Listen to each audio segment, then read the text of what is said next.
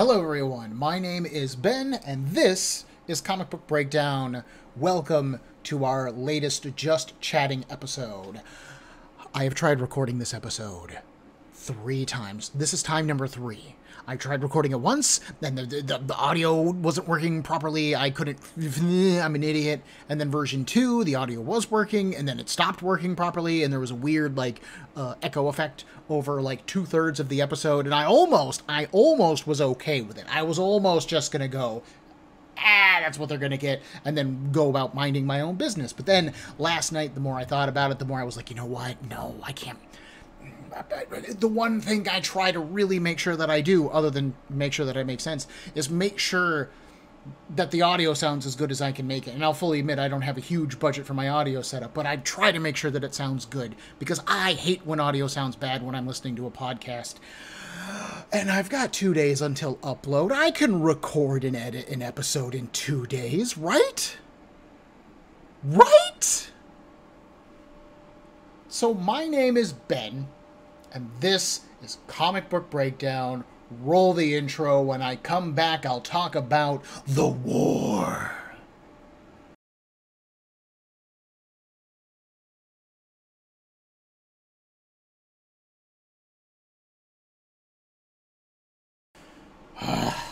Okay. Having now recorded this episode twice and then edited it one time, I'm sick of talking about the subjects that I've been trying to talk about in the episode, and I'm sick of listening to myself talk about them, knowing that I still have to edit this one, so I'm going to be moving a little bit faster and probably a little more succinct, which, depending on which topic we're talking about, might actually work out better for y'all. So, okay, first off, we just wrapped up Last Shot on the show. We just wrapped up, honestly, a series of mini-series, because we covered Aquaman, and then I wanted to go into some smaller stuff and just break things up for a little while. We covered Tailweaver, High Roads, and Last Shot. Nobody watched or listened to Tailweaver, and I don't blame you. It's one of the, honestly, worst things that I've covered on the show in a while. High Roads, I had one person who wrote in, actually, who was like, High Roads? I love that comic. That was great. So that was very exciting for me. Even having come out of High Roads, I'm still kind of like, man, what a good, fun comic. Like, it's nothing serious, it's nothing life-altering. This comic isn't going to make you rethink comic books or how you interact with the world. But it's just a good time. How is it not a movie kind of thing? And then Last Shot's been kind of middle of the road, it seems. I did not mean for Last Shot to become a 5-episode, 1 comic per series, 6 episode actually. Oh, why the hiccups now? Why the hiccups now? All right, we're keeping them this time. If my audio's not screwed up, we're keeping them this time. And what y'all don't know is part of the reason Last Shot became 1 comic per episode is because from November through basically February, I have been waging a one-man war against an invasion of fleas. That's right, fleas. And I don't even want to tell the whole story, because I've told the whole story so many times. The long story short is we got fleas back in November. I have a cat still, Co. He's appeared on the show a couple times. He is approximately 15 to 16 years old. He is an older cat. He does not need to be infested with fleas, and so I went on the offensive really quickly. My wife and I think approximately 10, 11 years ago, were previously living in a situation where we got infested with fleas. There were 3 cats in the apartment, 1 other couple, so it was 4 humans, 3 cats, and everybody had fleas. And my wife and I, Lacey, were trying to combat the fleas, and the people we were living with at the time were not willing to put out the money or do any of the work. So it just never got fixed. The only reason we got rid of the fleas was because eventually my partner and I split, and then the other 2 split, and we went to a new apartment. And when we moved, we washed all of our stuff. We dropped the cats off at a groomer, and we went, they got fleas, can you wash them? And we didn't bring them back to the apartment until that evening after they'd been processed. And we haven't had fleas since then. So when fleas showed up, I jumped on it, because I'm not willing to put up with this anymore. I've been down this road before. It's not a road where I like the destination, so bleh. So after 3 months of vacuuming the apartment every day, taking out the trash every day, because whatever you vacuum up, you got to put in like a plastic sealable bag, put the bag in the trash, take the trash out so nothing can escape, doing my laundry every 3 days, because you got to wash the bedding, you got to wash anything you're wearing, because then the fleas could be in that, being careful walking through the bedroom, because the bedroom ended up getting like the worst infestation more than anything else. I put diatomaceous earth on the carpet. I put borax on the carpet. We did 2 rounds of exterminator spraying the apartment, which doesn't seem to have done anything. I spent a total of about $400 engaged in this effort, and I had to give my cat a daily flea pill for approximately 3 weeks, on top of everything else that life normally entails, right?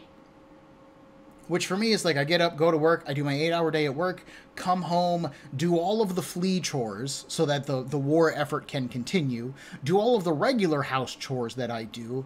I regularly dust. I'm generally the one who cleans the bathroom because I'm the one who destroys it most often. And then I'm generally the one who like takes out the trash and does the dishes because I like things clean. My wife is not great at keeping things clean, but I try and do everything once a day so at least we stay caught up on whatever new mess we made. So then I've got to do that on the daily, plus, you know, cook meals, do the dishes for those, and then do podcast work. And it just quite frankly reached a point where I couldn't keep up with a 2 comic per episode schedule. So, and there was honestly enough stuff, there was enough critiquing and then background material in Last Shot for me to just kind of go, you know what, it's 5 episodes, it's 5 weeks, that's just over a month, I'm just going to cover Last Shot, we'll finish Last Shot, I'll take some time off, refresh, and then come back fresh. So that's what I'm working on now, is coming back fresh, and it's been a challenge. So we went into the flea war. I am triumphant. We haven't had a flea in the apartment in something like 3 weeks, I believe. And even that's after a long grace period of I vacuumed the apartment every day for 2 weeks and had no sign of flea before I stopped vacuuming every day.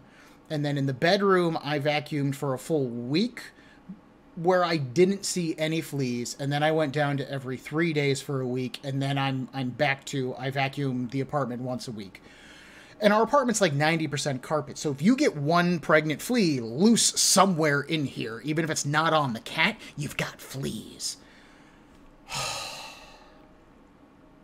So that was just exhausting, to be quite honest. All of it was exhausting. I remember remarking to one of my coworkers that I felt like I was just desperately gripping on to like a roller coaster.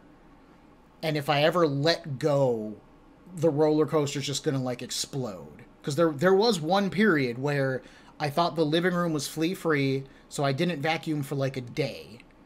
And we went from no flea sightings to the next day, like 6 to 8 fleas in the Ziploc bag.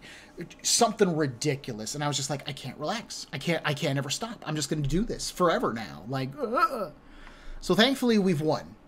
I have won. I have triumphed. So we have like a week of peace here in the apartment where things are getting... And even then, things didn't get back to normal quickly because like it got so bad in the bedroom that I moved out to the living room. Because for whatever reason, the fleas thought I was delicious. They did not like my wife this time. Normally, my wife's the person who gets eaten by bugs. But apparently, this time, I'm just a tasty snack, because these fleas loved me. I think they were on me almost more than they were on my cat. And like as a pretty fat guy, I didn't really notice they weren't really a problem for me. Again, my main concern was keeping them off my cat. He does not need an infestation on him at his age. So we have like a week or 2 of peace, and then there was a Disturbed show right at the end of February, and my brother-in-law got us tickets for the show as like a Christmas surprise. My wife and I are both big fans of Disturbed. He is a big fan of the middle band in the set, Falling in Reverse. Lacey and I have both heard their stuff. We like it, but it doesn't really do much of anything else for us. The opening band was a group called Plush, which none of us had ever heard of before. So we go to the show, we have a great time, thoroughly enjoy it. The next day, I'm off of work.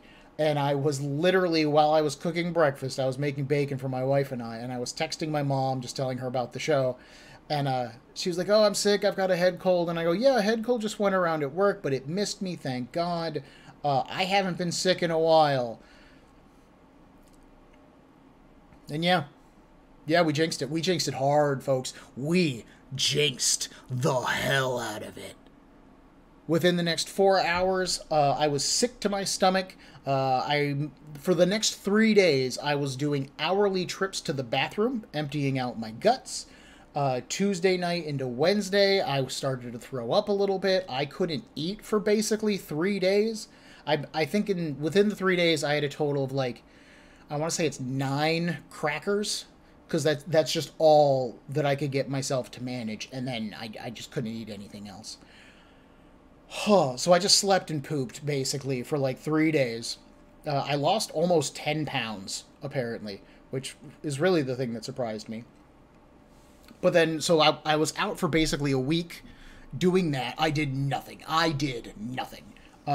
My cat, like, hung out with me the entire time. He was basically my nursemaid, because I couldn't eat. So it's not like my wife could, like, make me soup or do anything to, like, take care of me. She did buy me Pepto-Bismol when I asked, and made the trip to the store. But it's not like she could really do anything, and she still had her job to go to. So my cat just hung out with me for, like, 3 or 4 days, which was great for him. He's currently pouting on the couch because I wouldn't let him sit in my lap when I set up to record, because I don't have a lap when I record. So I got sick for about a week, and then after I got sick, and after I'd won the flea war, and after I'd put the apartment back together after taking it apart to win the flea war, my wife volunteered to upgrade the computer setup. If you're watching this on YouTube, if you're watching the videos for Breakdown, you may have noticed for, I think it's the last 2 episodes of Last Shot, there's a different background behind me with these cute little Godzilla keychains and this nice Marvel Civil War poster behind me by Michael Turner, gifted to me by my buddy Ephraim years ago now. I moved out here because we were approaching the end of Last Shot and I needed to record episodes, and I couldn't record in the bedroom, because I would just continue to feed the fleas, and I would just fuel the flea engine, the flea war machine. I was the fuel for them, and I had to cut them off.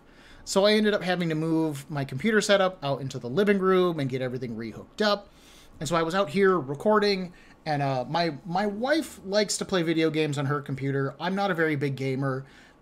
I definitely played more when I was younger, like when I was a kid, and I kind of had the patience and the time for it.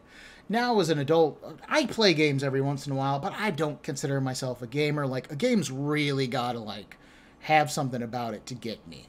I haven't played a game since Zelda Tears of the Kingdom. It's the last thing I played and beat. But she wanted somebody else to play games with, and she got a really nice bonus at work. And because I sell plasma 2 days a week, that money's not taxed. So we had to pay taxes on whatever I made last year. So our tax return took a pretty decent hit. And so I was like, look, whatever we get in tax return money, as far as I'm concerned, you can keep. As you know, bills are covered. I'm able to buy comics roughly every week. I'm fine. I don't really need or want anything extra. That stuff's all yours. And then she got her bonus at work, and so she was like, would you be okay if I upgraded your computer? And I go, I'm really not worried about it. My computer's literally all hand-me-down parts. My brother-in-law is a gamer with a capital G. That's what he does. He is to games as I am to comics. That's the thing that he enjoys doing the most. He spends all of his money on it. He spends all of his time on it. But when my laptop broke, and he was like, hey, I'm about to get rid of this tower and this hard drive and all of these bits and bobs. Do you want them? And I was like, yeah, I mean, if you don't want them, sure. Like, I won't say no, but I'm not huge into making my own computer or anything like that. So, I've been running on kind of a scrapped together unit, but we got a new video card in there. I want to say there's a new hard drive. And I'm on a new monitor. All of which was great, and all of which has been great. You might be able to tell by the reflection on my glasses if you're watching that I've got 2 monitors set up. I don't know what to do with a second monitor, folks. As of yet, I have no idea what this is for.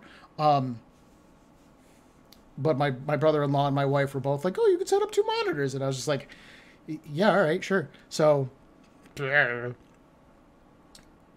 but then that led to a new problem where I had to take all of my breakdown material and throw them up into the Dropbox cloud, which was fine.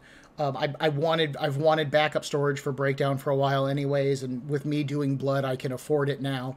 So I threw all of my files up in the cloud. Hooray. Wipe the hard drive, like start over fresh with everything because we had to install a new copy of Windows on the computer. But then when I re-downloaded all of the programs that I normally use, stuff like Lightworks for my video editing, Audacity for my audio editing, Streamlabs for the video recording, everything's different. Everything's gotten an update since my original download, and all of the updates have these like minor annoying tweaks of just like, it doesn't work the way it used to for you. And it's barely a change, but you still have to look up how to do it. And apparently I was missing a video codec, so when I export now in Lightworks, it produces X type of file, which can't be loaded into Audacity. I now have to put it in another program first, which will then spit it out in a file format that Audacity can handle, and then finish my audio editing to create the podcast episode. So everything just got one step longer. And that's part of the reason why I'm redoing this episode, because I spent about 4 hours yesterday fighting the editing process and the videoing process and then the podcasting process. And like I said, about a third of the way into the episode, there's just this weird echo to my voice. Apparently, Streamlabs was picking up the microphone that I used to record, but twice. I don't know why, but I believe I have fixed it. And I did a test record before I did this record, and admittedly, it's only a handful of seconds, but I did do a test record, and it was fine, so hopefully this is fine. If it's not fine, you're just gonna get a janky episode. And if it is fine, hooray for me and my technical prowess, we've solved the problem. So what else have I been up to other than driving myself mad with the Flea war, and then being sick, and then doing the computer updates? I have been reading some comics. I read, I want to say it's 1994's Hellstorm, Prince of Lies. Edited by Fabian Nicieza. I do not remember the first author who wrote the book.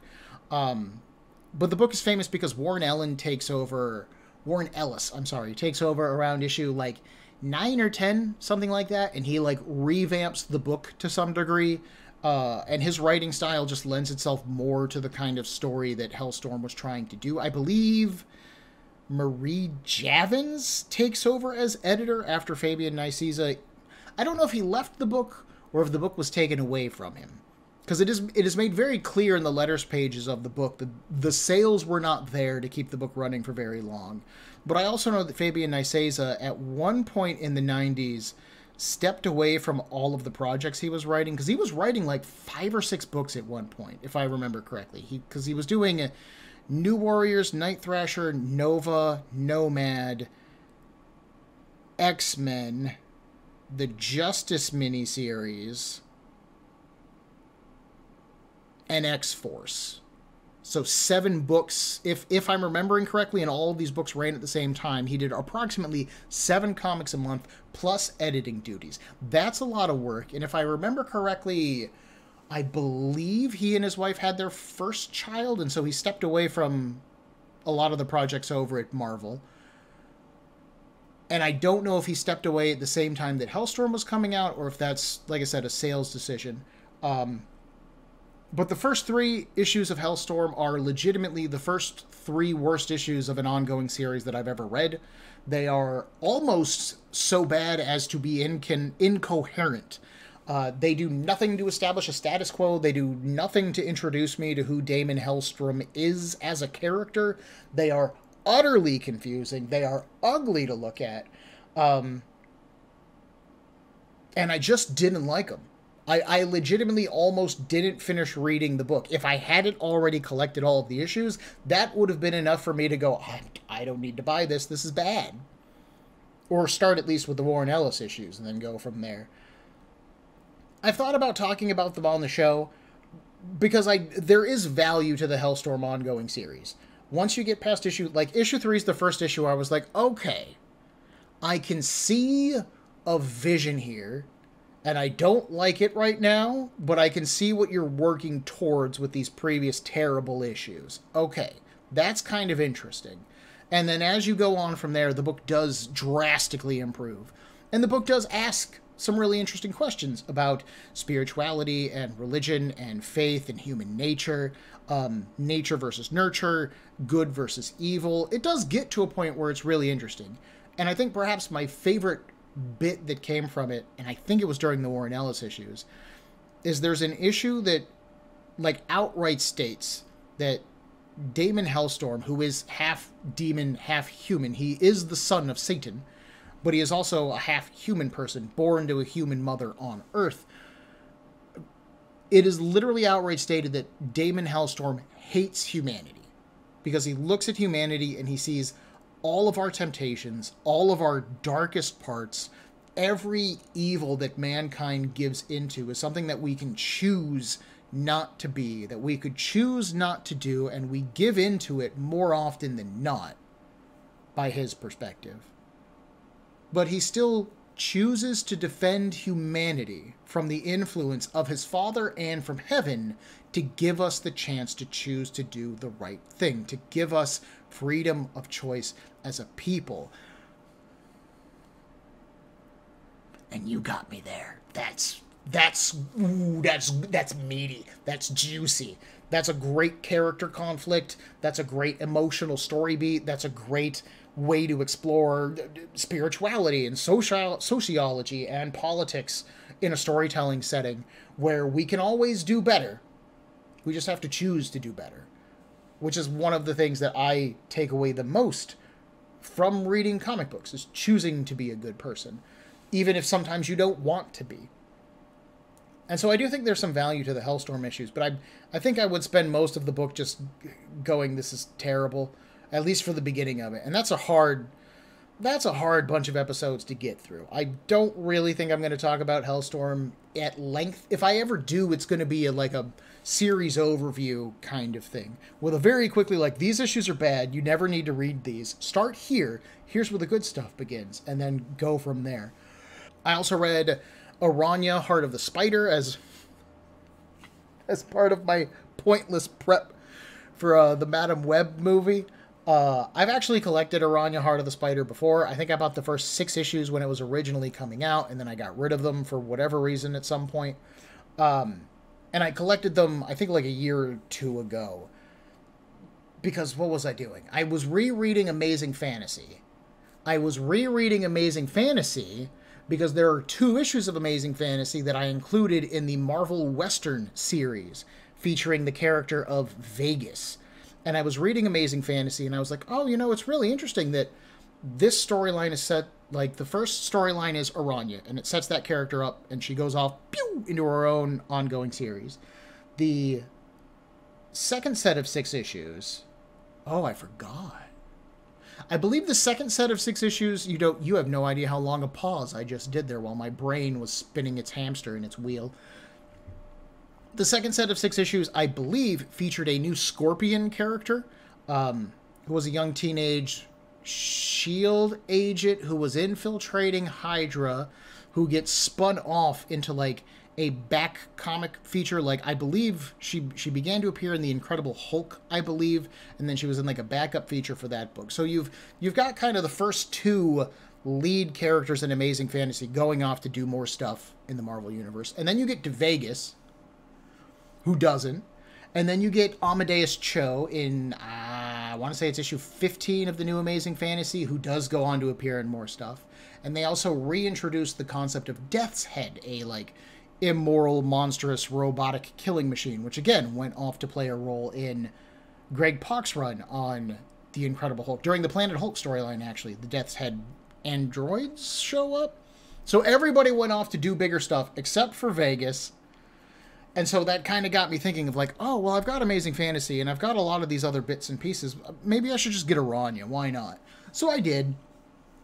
And the main series written by Fiona Avery isn't bad. It's not great. I can see why the people who loved Arana loved it. I do think that there's interesting ideas and an interesting setup. I do think they built an interesting world around the character.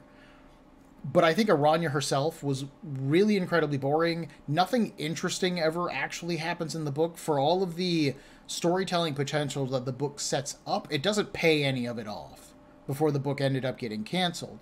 Marvel followed that up with a one-shot, I believe it was just called Spider-Man Heart of the Spider, and then it's got him and Arana teaming up. They seem way friendlier than they ever did in the Arana ongoing series. Like, it feels like they've been having adventures somewhere else, but to the best of my knowledge, they did not. And then the one-shot basically undoes everything that happened in the Arana series just to close out the character's narrative. Like, Marvel was going, we are done with this. We never want to touch it again. We are putting all of these characters over here. Goodbye. We're never going to do this again. And then Civil War happened, and Arana shows up in Captain Marvel as the, like, young, untrained superhero that she's going to be training alongside Wonder Man. And everything that was undone in the one-shot gets put back into place for the Civil War read. Thinking about it, it's been a couple weeks since I read these books, and even then I was like, why are... From a storytelling perspective, I guess Captain Marvel would have to come first, wouldn't it? Was it published first, though? I may just be an idiot, folks, and I may have just realized it on camera.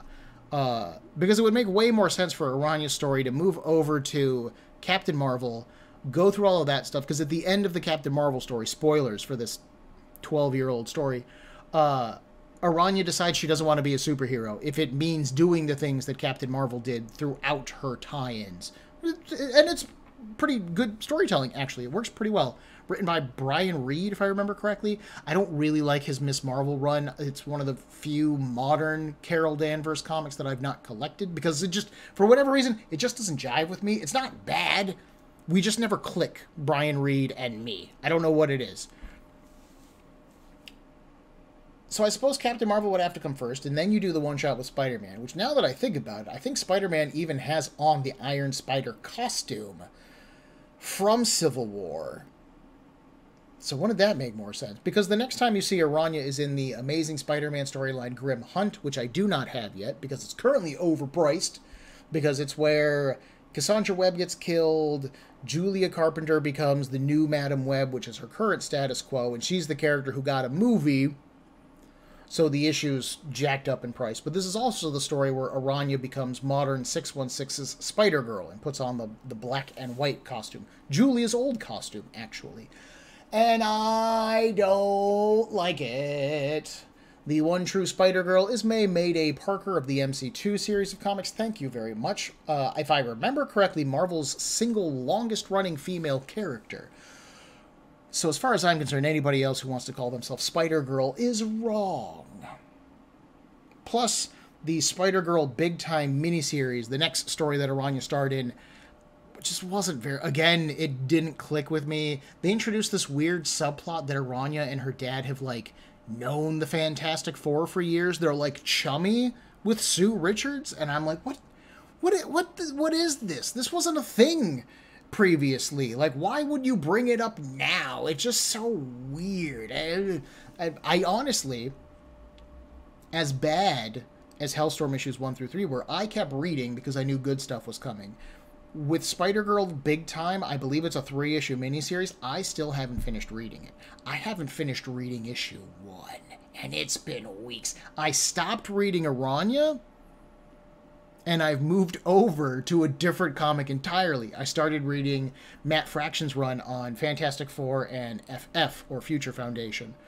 They're two pieces of modern Fantastic Four history that I've never read before. I own every Fantastic Four ongoing series from, like, 1993 up to the modern day, and I haven't read Matt Fraction's run and James Robinson's run. I have them both, I've just never read them, so I'm working on it. And so far, I've really been enjoying Fraction's run. But Matt Fraction's a writer that I've got a bit of a love-hate relationship because, on the one hand, I do think he writes some really incredible comics.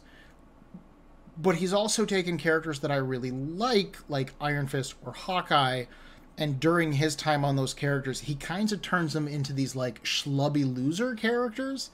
And I feel bad saying it because, like, the comic never doesn't have them being cool guys. They're still going out there and doing incredible things and saving the world and making the occasional good quip. But I can't help but remember the first Hawkeye ongoing series that I read by Fabian Nicieza. Came out in like late 90s, early 2000s. It only ran for like 8 or 9 issues. It did not last for very long. But it was such a more serious take on the character. And then you read Fraction's Hawkeye, and the entire book just reads like a dude who wants to take a nap. And it ran for multiple years. And I get it. Hawkeye's your average dude in the Avengers. He's the guy who's most likely to wake up the next day with bruises or a broken arm. But it's also really frustrating because Hawkeye is also one of the most competent characters in the Avengers. He's one of the most skilled. He's one of the most trained. He's one of the ones who has the most attitude. Again, I remember Hawkeye telling off Captain America right after the heroes returned from the Heroes Reborn universe, just being like, I've led my own team of Avengers before. I was in charge of the Avengers West Coast. When we're in the field and I have a good idea, why don't you listen to me?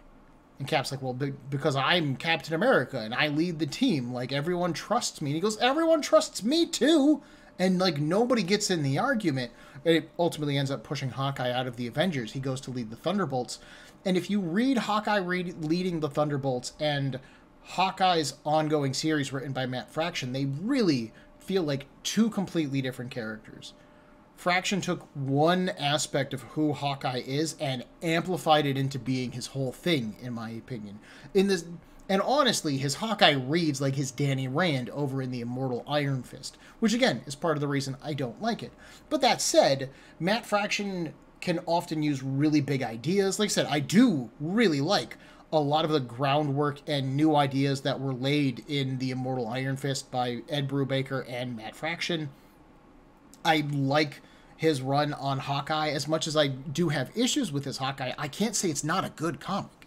Both from a writing perspective and an artistic perspective, David Ahawk just crushes it artistically. And the book did so many unique things. I should probably talk about Hawkeye on the podcast at some point. Hello, Co.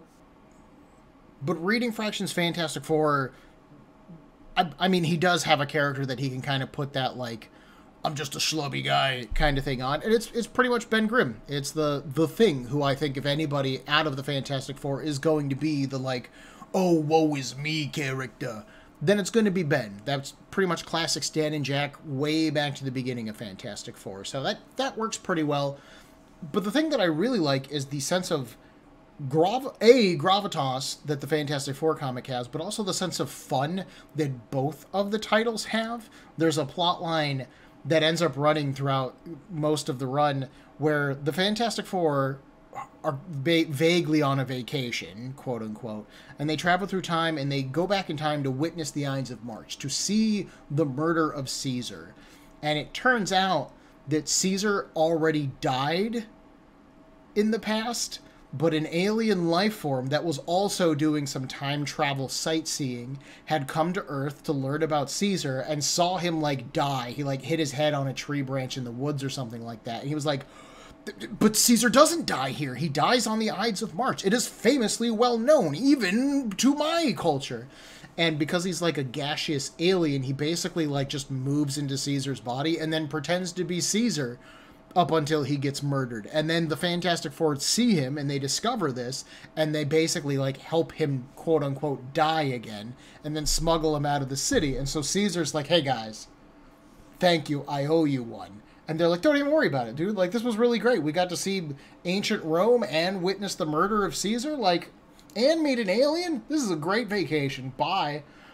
But then it comes up later in FF in, like, the modern day Marvel universe where the characters who are overlooking the Future Foundation: Scott Lang, Ant-Man, She-Hulk, Medusa of the Inhumans, and a new character whose name completely escapes me. No, Darla Deering? I think it's Darla. She wears a Thing costume from the head down when she goes into combat. They get basically a phone call from the Julius Caesar alien. He's like, hey, I owe the Fantastic Four one. I want to help you find them because they're lost in the time stream. And they're just like, yeah, all right. And it's silly and it's weird. It's the kind of thing about comics, specifically superhero comics, that I love so much. Where you can have a story that takes itself as seriously as Julius Caesar accidentally died before mankind thought he was supposed to, or knew that he had, and a floop weird alien possesses his body and keeps him alive until he actually, quote-unquote, dies. And it's all treated super serious. It's all handled like it's a drama, and it works really well. And then you get this weird payoff that's treated a little bit as a joke, but also, you know, as really serious. One of the characters hanging around the Future Foundation at the time is a John Storm from the future, who's been through some things and isn't quite all there up top. So, like, they're interacting with this guy, and he's like, look, I met the Fantastic Four once, and he tells them what happened, and John is just like, oh, you're that guy. Hey, man, how's it going? Kind of thing. And it's, again, it's this perfect balance of seriousness and levity. And I'm really enjoying the run. Fraction has told some really cool stories in it where the story structure isn't linear at all. Hello, Co. We'll hang out in a minute. There's a kind of a 4-issue arc with Blastar, the living bomb burst, who's one of my favorite personal Fantastic Four villains because he's just so dorky. Where the Fantastic Four encounter Blastar at the beginning of time, like before the Big Bang happened. He is like chained to a rock, and they're like, I don't know who this dude is, but we got to get him out of here. Turns out it's Blastar. They then go to the end of time, meet the people who sentenced Blastar, and go through on this huge big adventure, which then gets referenced in the main FF comic, where they put Blastar basically into the end of time, where that set of characters then judges him to send him back to the beginning of time, where he'll get killed in the Big Bang. Weird stuff, man. It's non-linear storytelling at its finest, and it works really well, and it's a cool way to keep the two books interacting with each other while the Fantastic Four are off in space-time having space-time adventures, and the FF are in Manhattan doing Manhattan things. It's really neat, to be quite honest. I don't quite know if I would talk about it on the show, neat. Maybe I would, because I'm getting kind of jazzed talking about it. So maybe I would. But I've been reading that, has been a lot of my main time reading. I've had some other cool stuff happen, but I kind of want to do it in its own video because it's quite a few things. So that might be something that I do separately. Because this episode's already going to be like 40 minutes long, and I don't want to spend forever eating up all of your time. So during my break from Breakdown, I've been incredibly bad about doing anything Breakdown related. I haven't been answering emails. I haven't been responding to YouTube posts. We're almost at 200 subscribers on YouTube. We are at 199 and just kind of chilling there. But still, that's fantastic. That's really cool. We've got almost 4,000 hours for the year of like episodes watched in terms of like watch time. If my last YouTube recap thingamajig is correct. And given that we're into March, that's pretty good. That's really incredible, to be quite honest. I went to a big comic sale recently, and I picked up a whole bunch of books. I picked up a gorgeous Sigil omnibus, which I'd love to show off, probably in its own video, because that's something I... God, if I could make out with a book, I would make out with it. I love it so much. And then otherwise, yeah, we're going to be getting back into the show. I always have a really hard time, like, revving the creative engine. I actually sat down earlier this week, and I put together, like, basically a to-do list of, like, here's a bunch of ideas I have. Here's a bunch of things that I need to do for the show. I'm considering this week and next week, like, ironing out the kinks of kind of, oh, here's the pieces of technology that aren't working right now that I've moved rooms and now that the computer's been upgraded. Here's the things that I need to relearn to do because I haven't done it in so long. But assuming I get all that stuff working right, my main plan is next week we are going to do a updated rerun of Breakdown's history with CrossGen. I want to do a little bit of editing on the script and then re-record it so I can actually work in like images and make it a modern day Breakdown episode, where originally it's just the audio episode if you were to watch it now. Because the next series of comics that I want to talk about is CrossGen's Meridian. Meridian is one of the 4 launch titles that CrossGen had when they initially launched back in 2000? 2001? I think it was 2000. And I knew as far back as when I went into Aquaman, I was already thinking about what I wanted the next long comic to be on the show, because I knew I wanted it to be something starring a woman. Everything that I've been covering on the show for quite a while has been pretty dude-centric. X-Men Inferno did have a lot of female characters driving the narrative or acting as the villain for it, which was interesting and cool. And don't get me wrong, I loved covering Inferno. But I really, especially going into Aquaman and seeing characters like Mera and Kahina and Yawara kind of get backseat treatment, where they're interesting characters in their own right, but it's Aquaman's comic. He's very clearly the lead character, and he's handled really well. But all of the female characters are just kind of there. And I knew I really wanted to focus on something that had a interesting and dynamic female lead character. And Meridian is a comic that it did take me a minute to fall in love with it when it was originally coming out. But when I did fall in love with it, man, I fell hard. And so we're going to be covering Meridian on the show. Much like Scion, Meridian ran for 42 issues. There's 1 issue of CrossGen Chronicles I'll need to cover as part of it, if I remember correctly. I'm pretty confident that's right. So it's going to run about the same length as Scion. I'm looking forward to getting back into the CrossGen universe. I love it so much. If you watched, or I mean, I suppose listened to, you can't really watch them, but if you listen to our previous series on Scion, then you're going to know some things going into Meridian that you wouldn't know otherwise, that are going to be presented still as like, I don't know what this mystery is, guys. Oh, no. But if you had listened to or read Scion, you're going to know some stuff going into it. It's that idea of having a shared universe, but stuff's happening over here and stuff's happening over here. These two things can influence each other, but it's really distant, and only if you're paying attention. So I'm looking forward to doing that. But then I've got a whole bunch of other, like, smaller projects that I like the idea of doing. It's just making the time for them, having the time for them. I want to play around with a couple of shorter ideas on the show. So what if my dream can happen and I'm doing this, my goal is to have Meridian upload every Thursday, business as usual. And then hopefully every, I'm going to say like 2 to 3 weeks, there will be a secondary episode, probably dropping on like Tuesday, unless y'all have another day you specifically want the show on.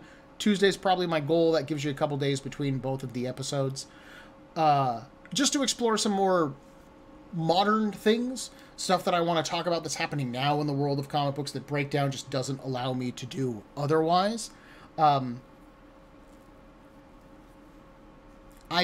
I've broken up narratives on the show before, back when we did Fantastic Four Volume 3 and Superman All Worlds at War. And from a listener's perspective, I found it to be kind of annoying. From a creative person perspective, it was really interesting going back and forth between the two really strange, really different storylines and doing the research and presenting them differently. So for me, it was creatively fulfilling, but I've been going back and re-listening to the Fantastic Four episodes, doing some research for something else I would like to do in the near future, and getting to the end of a Fantastic Four episode and being like, okay, what's the next thing that happens? And then hearing myself be like, next up is Superman, Our Worlds at War, and I'm like, how do I get to the next episode of Fantastic Four? What's the next episode again? And then I gotta go hunt for it. I don't know how I'm gonna present this. So who knows? We're just gonna find out, I guess. But hopefully look forward to that stuff. I kind of want to talk about some of the stuff that Skybound's doing over with the Energon universe that they're developing. The X-Men comics just started to drop information about their upcoming status quo, and I want to talk about that for sure. I almost want to do like a Krakoan retrospective, but honestly, they just published so many comics during the Krakoan era, and some of them were really important, some of them were really not, some of them influenced things, some of them didn't. Oh God, that would be so much research and rereading. I don't know about that one. And I got a weird idea from an episode from one of my friends. He's a music guy. Again, he is to music what I am to comics. And he has every day of the week, he picks a different album from a different genre, and he puts his headphones on, and he just sits and he listens to it, and he just chills out, and he has a good time. And he was asking me with my comic collection, like, Ben, do you ever reread your old stuff? And I go, my friend, I specifically created a podcast to entice me to go back and reread my old stuff. You better believe. Like, don't get me wrong, I'm never reading everything all at the same time, and I'm always reading new stuff, but I am always reading something that is older. And he goes, well, how much, have you ever, like, sat down and seen how many comics you could read, like, in a sitting? And I was just like, how many comic books could I read in a day? Like, if I were to treat it like a job, if I did an 8-hour shift of nothing but reading comics, how many comics could I read?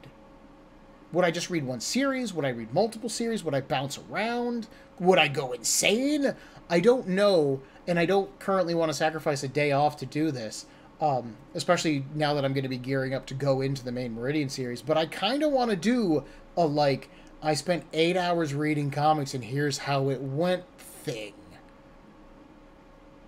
It just sounds, I don't want to say it sounds fun. It kind of sounds torturous, but it sounds interesting, right? So I kind of want to do that. That might be in my near future. Otherwise, not a lot has been, a lot has been going on. Not a lot's been going on in regards to the podcast. But, like I said, I'm trying to change that. I'm trying to get the gears going. I'm trying to get things in motion, especially if this episode comes out okay. I'll know that all of the basics are back in position, and I have an understanding of what I need to do to make podcast episodes happen again, and it's just a matter of getting back into the normal flow of things, the normal routine. And from there, it is what it is. But man, I'm really looking forward to getting into Meridian, especially, like I said, buying that Sigil Omnibus has just kind of, like, reinvigorated. I've got it sitting next to my desk. It's just kind of reinvigorated my love and my interest in cross-gen, and it's just a nice, like, kind of push of, like, remember how much you love cross-gen? Share it with people. Like, do this again. Like, go for it. So I'm really looking forward to reading Meridian again and presenting it to y'all, and especially presenting it with images this time, because Scion was the last series I did. No, because I didn't do video for X-Men. Sorry. Scion did not have video elements with it, so I'm looking forward to getting into Meridian and showing off the art this time around. No, Scion didn't it? Didn't I show off some Scion artwork? Wow, my voice is getting really high. I don't know. Anyways, I think that's going to wrap it up for this particular podcast. I want to get into editing it and making sure that I didn't screw it up again. And then I've got a lot of work ahead of me from there on out. So thank you, everybody, for your patience. I know this episode's a week late. Sorry about that. Like I said, everything's been kind of crazy, but everything's also settled down a little bit. We're getting back into the swing of things. I've got a bunch of stuff in the pipeline that I want to work on. It's just a matter of doing it, and I'm excited to do so. So thank you, everybody, for watching Breakdown. I appreciate it as always. Of course, I can be reached at cbbreakdown@gmail.com. I'm responding to emails and back on YouTube, responding to posts and stuff like that. I will be back on my grind. I normally pick, like, a day of the week where I go, today will be the social day, where I do all of the social media stuff. Oh, my Instagram hasn't had anything on it in weeks. Which is a good reminder that Breakdown is on both Instagram and Facebook. We're Comic Book Breakdown on both of them. I normally post artwork from whatever comic I'm talking about on them. Clearly, I haven't been posting anything because I haven't been talking about anything for a couple weeks. But if you want to get in touch with me, there are ways to do so. Otherwise, I'm probably going to go hang out with my cat for a little bit of time because he's clearly upset at me. And then I will get to work editing this episode, and I will see you all next Thursday.